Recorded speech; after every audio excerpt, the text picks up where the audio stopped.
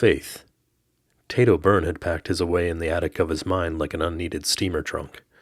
But how could he deny it now? How? With what he's seen. Last week, Tate gained an understanding of the powerful force within him. This week, Jen and Andre find themselves outside of Sam's apartment, and they have suspicions. I'm your narrator, Chad, and this is Episode 9, Chapter 13 of No Evil. Let's escape.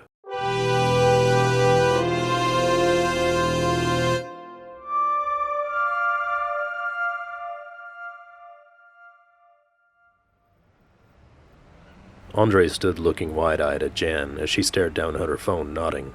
She scrolled through the texts, then she hurriedly thumbed the keys and responded. Jan sighed nervously as she stuck the phone back in her bag. Despite the cold, she wiped clammy hands on her coat. So? Andre asked. So, here's what we're gonna do. We cover the baby pageant as quickly as possible, then we rush across town and talk to this woman. The super, I mean. This could be a huge story. For sure. That's insane, Andre said. So, how did it happen? I guess that's what we're going to find out. Like she said, the police are keeping things pretty quiet, Jan said furtively. I doubt other media have as much detail as we have. How would you know that? Is your friend a cop or something? Actually, yes. What? Does she even know you're a reporter? Can we just focus on the task at hand? I'll fill you in later. I'm not sure if I like the sound of that or not. Shut up, come on, Jan said with a smile as she trotted toward the door. The baby show was exactly what one would expect it to be. A crowd of mothers gathered, each one of them convinced her child was the cutest of the bunch. They sat in a row on stage as a panel of judges made their decisions. Jan fiddled anxiously with her pen and notebook as she waited for the winner to be announced. She struggled with all she could to focus, but her mind continually circled back to the eyes. The first judge called. His voice was muddled through the mic and Jan could barely make it out. It sounded like, "Obey, folks, we bout to announce Dwibbers. Get a picture of the winner. Quickly." Finally, Andre said. Someone just made me hold her baby and it, as she put it, spit up on me. Looks like sour milk puke to me. Blech. He waved his hoodie back and forth in the air trying to dry it. Hurry up. They got what they needed and hit the road again. Andre was furiously wiping at his hoodie with a tissue. He pressed the tissue to the top of a water bottle, tipped it, and then rubbed it at the spot again. Relax, it'll come out. Yeah. What's wrong? Nothing. Just thinking about this story. How do people kind of do that stuff, you know? It's scary. Jan's eyes remained focused on the road. She was feeling the same way, but she was supposed to be the veteran and was determined to hide her fear from him. Well, these are the types of things you're going to have to deal with. If you want to pursue a career in journalism, that is. And at this point in time, I'm not really sure why you would. Why is that? What? Haven't you heard we're in the slow process of going extinct? Well, yeah, but that doesn't mean you just stop. Then what? Without news like it is today, I don't know what the world would be like. He paused as Jan flicked the indicator and turned.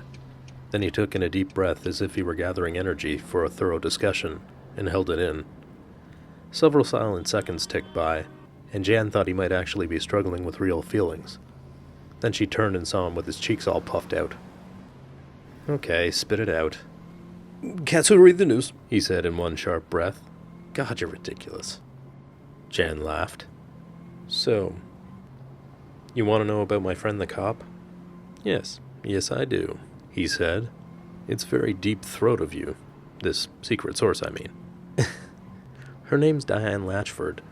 Don't say anything to anyone for any reason. I shouldn't even be telling you. She and I have known each other since we were 6 years old. Go on. She became a cop. We're still close. The end. She lives right up here. Jan pulled the heiress into the parking lot of the building. It was a small place relative to the other apartment complexes in the area. The gray brick walls were discolored, almost brown near the steps leading to the front door.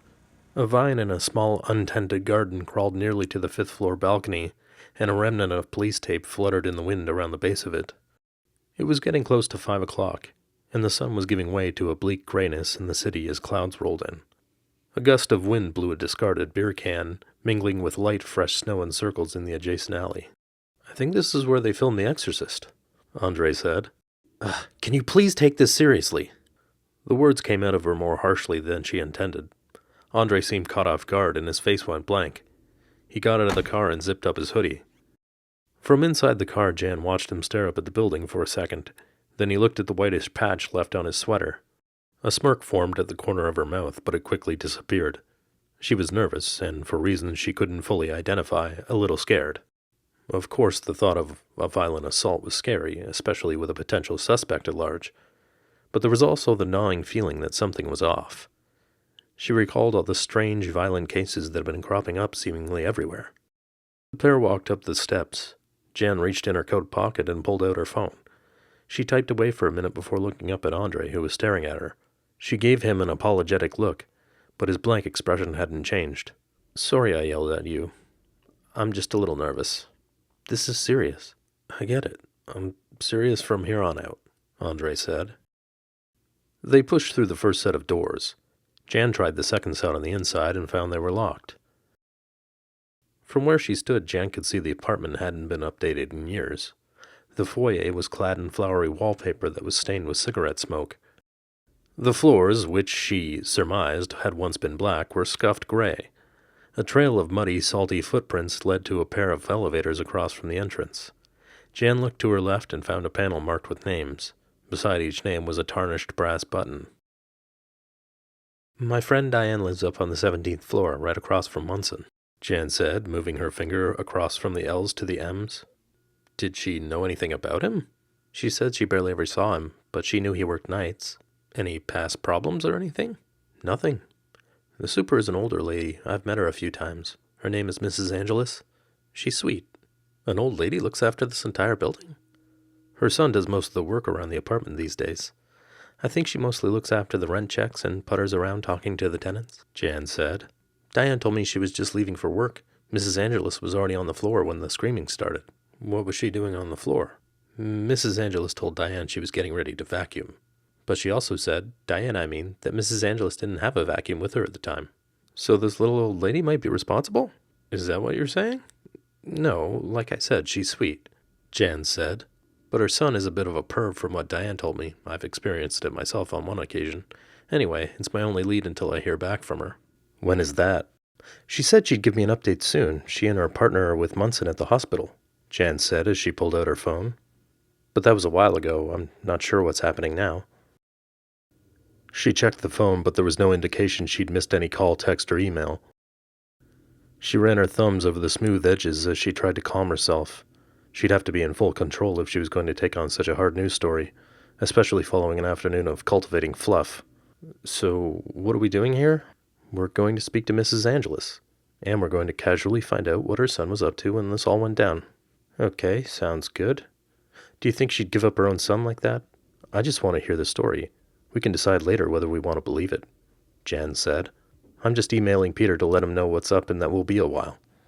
Jan scanned the A section on the panel, then rang the buzzer. A woman's voice quickly answered.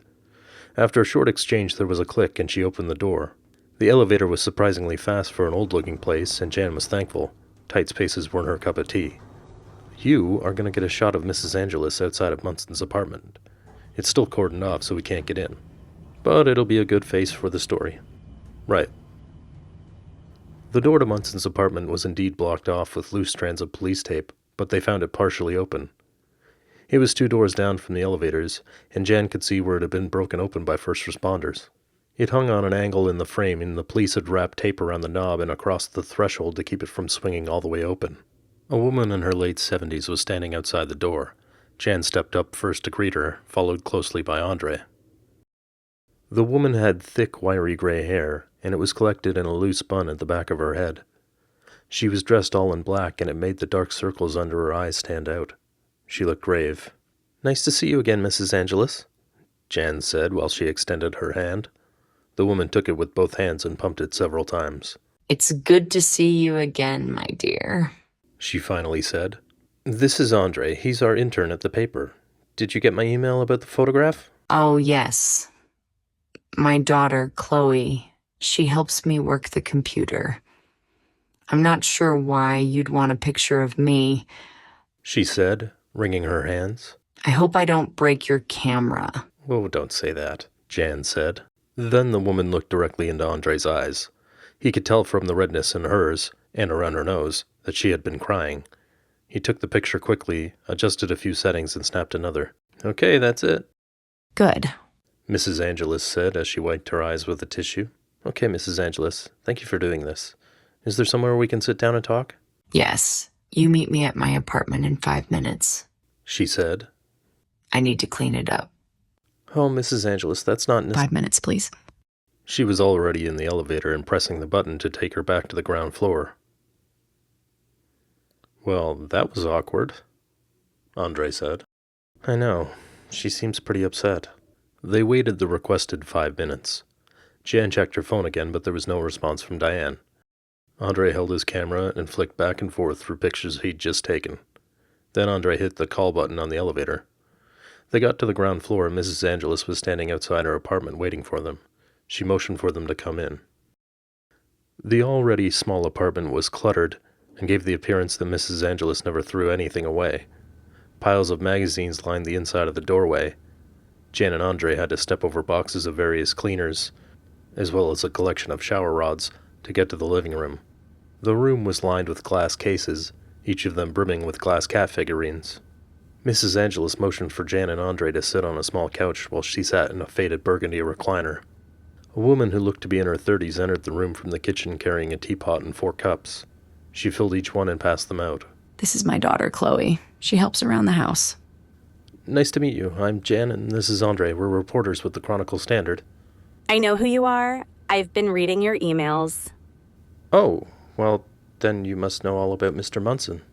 You could say that. I guess I knew him as well as anyone else around here. She said as she took a sip of tea. He was kind of a loner. Never saw much of him. Jan nodded along as Chloe spoke. Her mother nervously folded tissues over and over. Jan pulled out her pen and notepad and sat her recorder on the table in front of them.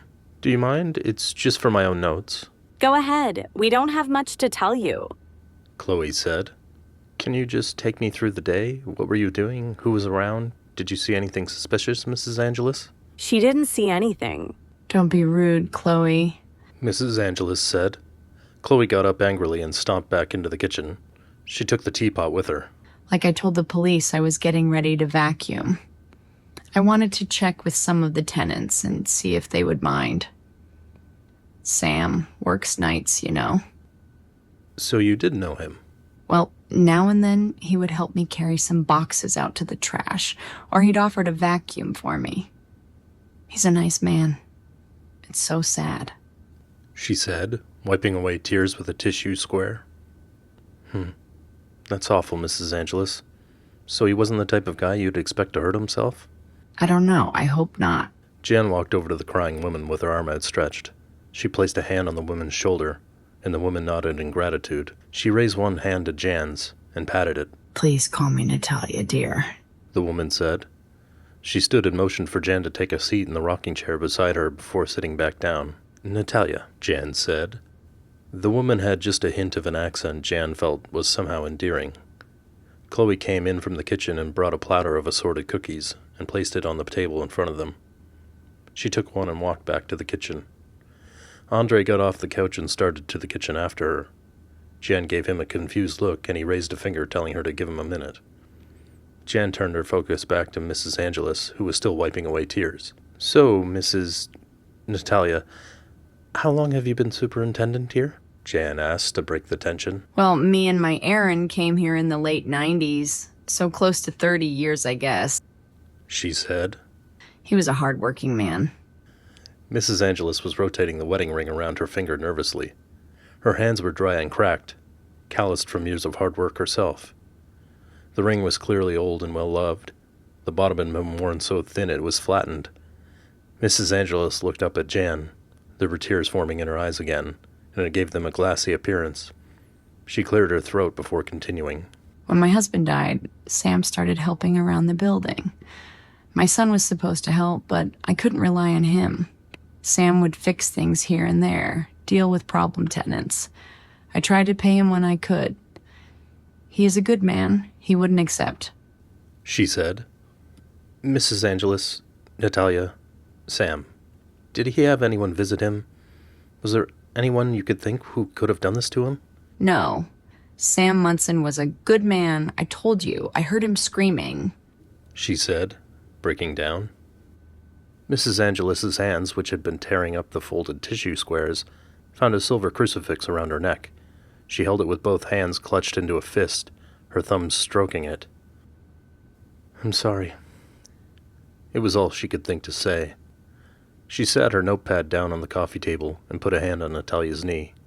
Chloe and Andre leaned in from the kitchen, having heard the sobs. Chloe walked over and wrapped an arm around her mother's shoulders. The attempts to comfort her were waved off in a strange flash of weak anger. You don't understand, She said. There was a voice. Was there someone else in the apartment? Jan asked. Natalia shook her head, then lowered it and kissed the crucifix. Big tears meandered through the channels of her wrinkled face. She started to speak, then stopped, pulling out a tissue from the box on the coffee table, and dabbed her eyes. I don't want to look pitiful, She said as she eyed Andre's camera. The voice didn't come from a man. It was strange, like it was from a machine. And it couldn't have been his television or anything like that? Jan said. No. I was speaking with Diane next door. I couldn't hear anything. No television, no radio. Then I heard him scream. I went to his door and knocked. Jan made eye contact with Mrs. Angelus for just a moment before having to look away. There was overwhelming sincerity and pain in them. Jan believed her. When I touched the door, I heard it. It was like a whisper in my ear, then all at once painfully loud. I saw a flash of light come out from under the door. And then I heard the voice again. This time it was so familiar. Mrs. Angelus said. I knew it was him. Who? Sam? No. My Aaron. I heard his voice as plain as the day. Then I turned and I saw him. He was standing at the elevators, and his eyes, they were bleeding. He reached out to me. The chill Jan had felt earlier returned. Every detail made her skin crawl. A man with his eyes burned out, a dead man, a ghost. The biggest story of her career was now a lot more complex. It was unbelievable. You're sure it was him? Mrs. Angelus gave her a confused look before nodding. Her hands went to the crucifix again. She tried to stand, but wavered, and she sat back down hard. Look what you've done. You've upset her again. Come on, Mother, let's get you to bed. She wrapped her mother's arm around her neck and helped her stand. Then they walked toward a room on the opposite side of the small apartment. Chloe kicked boxes out of the way as they moved. Then Mrs. Angelus motioned for her to stop, and she turned around. You feel it, don't you? Mrs. Angelus said. What's that? She put down her pen and notepad. Andre had come around from the kitchen, and he put the camera down and moved closer behind Jan. Mrs. Angelus looked up at them again, nodded, and kissed the crucifix. My husband was here. I know this. He reached to me and there was fear in his eyes. My husband was here. She said.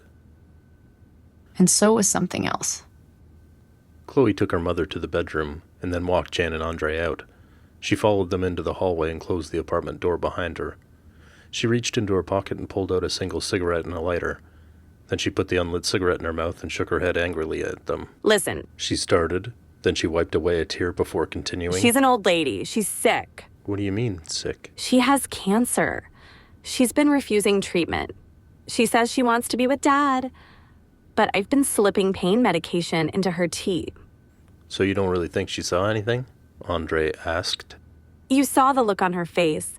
I have absolutely no doubt she saw something. I just don't believe it was really there. So when she was upstairs getting ready to vacuum, Jan interjected. She hasn't vacuumed in 5 years. And besides that, the vacuum isn't even here. My brother took it to the shop last week. The medication is strong, some morphine knockoff or something. The other day, she was staring into the corner at one of her figurines. She kept asking me, "Who's that little boy over there?" Jan couldn't think of anything to say other than giving Chloe her thanks and apologizing for upsetting her mother. Andre did the same, and they left with more questions than answers in the case of Sam Munson. They walked to a nearby coffee shop and took seats across from each other in a booth. Each of them stared at full mugs. It was busy and they were surrounded on 3 sides with full tables. Although neither of them had arranged for it out loud, they both seemed to be waiting until it wasn't so busy to talk about what happened. Jan looked at her watch. Andre sighed and looked at the time on his phone. Crazy, huh? Jan finally said. She wasn't looking at Andre, but at the legs of the table next to them. The couple at it had just finished their drinks and walked out. They had been discussing reality shows, and she thought for a second that a show that actually depicted reality would be boring, but after the day they had, maybe not. I definitely didn't expect to have major heebie-jeebies when I got up this morning, Andre said, trying to make it sound casual but failing. It's so weird. I just had this guttural feeling the whole time she was talking. I thought I was going to throw up. Me too, Andre said. There's no way at all she was faking that, Jan said. Like Chloe said, I'm certain she saw something. Yeah.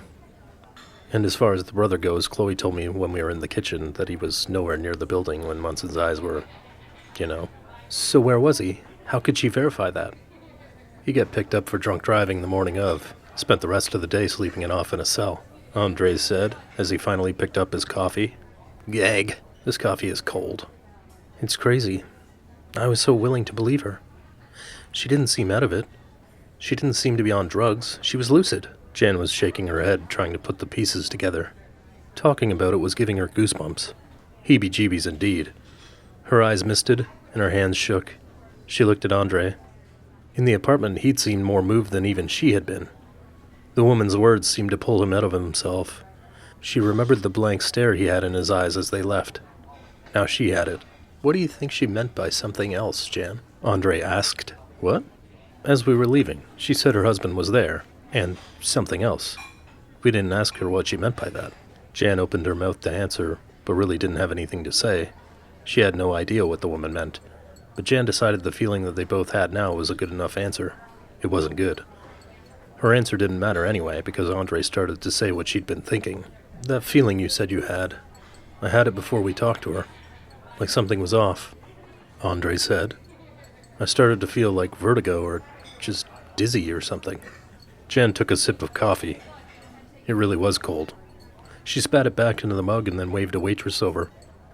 The waitress took a look at the full mugs and gave them an exasperated, "Why am I wasting my time filling your mugs if you're not drinking them?" look. She brought them new mugs and filled them with fresh coffee. I used to get that feeling, Andre said. The dizzy, weird feeling? Yeah. I told you my mom died when I was young, so my dad raised me by himself, right? Well, he worked 3 jobs to do it. Somehow it seemed like he never missed anything I ever did. He sounds like a great guy. He is, Andre said as he exhaled deeply. There was only one thing we fought about when I was growing up. He insisted on visiting Mom's grave. And you didn't want to? Andre took a moment to collect himself. He wiped tears away and tried to gather his thoughts. Then he looked into Jan's eyes and just shook his head. It's not that I didn't want to. It's just... Did you ever have that feeling like someone's watching you? Sometimes. It was always the same. I'd be fine. Fine right up to the point where I could read her name on the stone, and then it would come on like a lump in my throat. My stomach would tighten and I'd feel dizzy. I always thought I was going to throw up. It was just this nagging thing. Like it was worry, like crazy intense worry. That's the only way I can describe it. Everybody has trouble letting go. No, I mean, I did, but this was... I don't know what this was. I'd feel her. I could smell her perfume. The pain in my gut would be telling me she's right there, and that she's worried about me for some reason. The tears were coming down in big drops now. He didn't bother to wipe them away. Jan was starting to get emotional herself, and she tried to hide it by sipping the coffee. It was black and bitter, but she needed the crutch. I eventually stopped going to that cemetery, but I don't think my dad ever forgave me for it. It's been a while since we've talked, he said. I'm sure he's not still upset with you. You should call him, Jan said. She tried to manage an encouraging smile, but couldn't. I would if I had his number. He joined the military when I was, 10 probably. We moved around quite a bit. After I stopped visiting Mom and went off to college, he said he was changing his specialty. To what? He never said. I haven't spoken to him since. That was 5 years ago. Jan's coffee cup suddenly slipped from her hand, and she jerked back as she tried to stabilize it. A splash of it landed on the table in front of them, and she reached for a wad of napkins to dab it up. Then she set the cup aside, moved to the other side of the booth, and gave Andre a consoling hug. He hugged her back tightly. I'm so sorry, she said. Do you have any other family that you're close with? A solemn look formed across Andre's face, and Jan suddenly had the sinking feeling his story wasn't going to be a happy one. Andre was simply glad to tell anyone this certain piece of history, something he'd wanted to talk about, but never had anybody to tell. Nah. I don't know if my parents never had any family or what the deal was. Never saw anyone growing up. Never had any uncles or cousins to stop by for the holidays. Nothing. Jan studied him, her lips pursed and hands shaking. The concern ran deep through her eyes, and her heart jumped at the sight of his pain. She wanted to help, but didn't know how to do it. She had her own rocky past, and thought for a moment about sharing it, but she didn't think it compared to what Andre had been through. I'm sorry. I don't mean to lay this all on you. We barely know each other. It's just that feeling, Jan finished. Yeah. Jan saw Andre slink low in his seat. He looked like he'd just lost 40 tons of baggage and couldn't figure out what to do. He couldn't relax and continued to fidget silently. His knee bobbed steadily under the table. Jan sipped from the mug. Then she pushed it away again and gripped Andre's hand. The heat from the coffee passed from she to him, and it crossed her mind that she cared for him. It was stupid. It had happened so fast. But she did. Sorry, Jan. I know we haven't known each other that long. I'm upset, that's all. Andre repeated himself. I just haven't had that feeling since. It was the middle of the afternoon when they got the message about Sam Munson and his burned-out eyes. Jan wished she'd never read it at all. They had talked to this woman for close to an hour, and when they finally left the apartment, the sky was darkening. Now the streets outside the coffee shop were cast in twilight. Oh shit! I forgot to tell Peter we won't be back today, Jan said. Damn, I'm going to have to write up that baby story. What time is it? 8 o'clock, Andre said. Well, I guess I'd better get to work. Midnight deadline, Jan said. Are you going to write about this Munson guy? No, at least not yet. What am I going to say? Witness says ghosts did it? I think I'll let this simmer for a bit. The cops likely won't be releasing anything about it anyway until they know more. Jan got up and swung her coat around her shoulders. Andre stood as she did, taking a sidestep and pushing his chair in. She looked at him with a sort of shrug, turned and stopped. She had her keys in her hand and was playing with them. You need a ride somewhere? Jan asked, looking back over her shoulder. Actually, my car's in the shop. I rode the bus to the office today. But I don't think I want to go home just yet. I need a drink. Me too, Jan said. She let out a sigh and spun her keyring around her finger. She turned back to Andre. He had his hands in his pockets and was swaying side to side.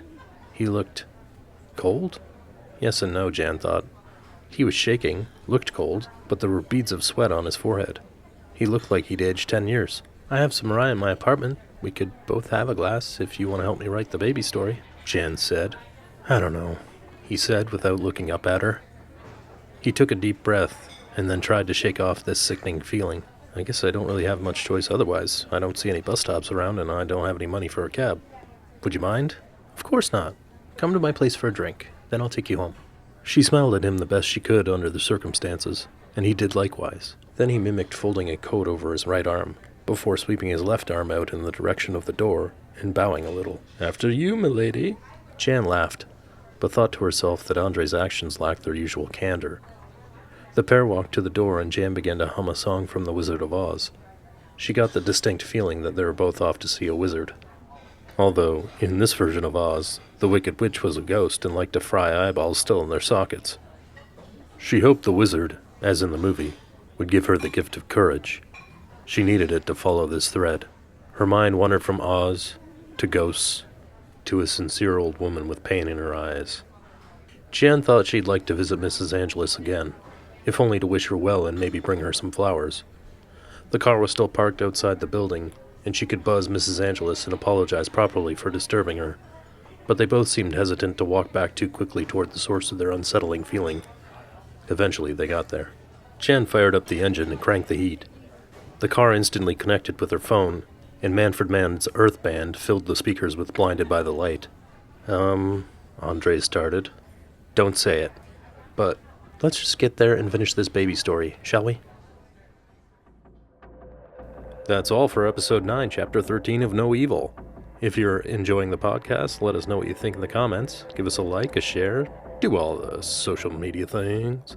Become an escapist by subscribing and clicking the bell. And you know what else you could do?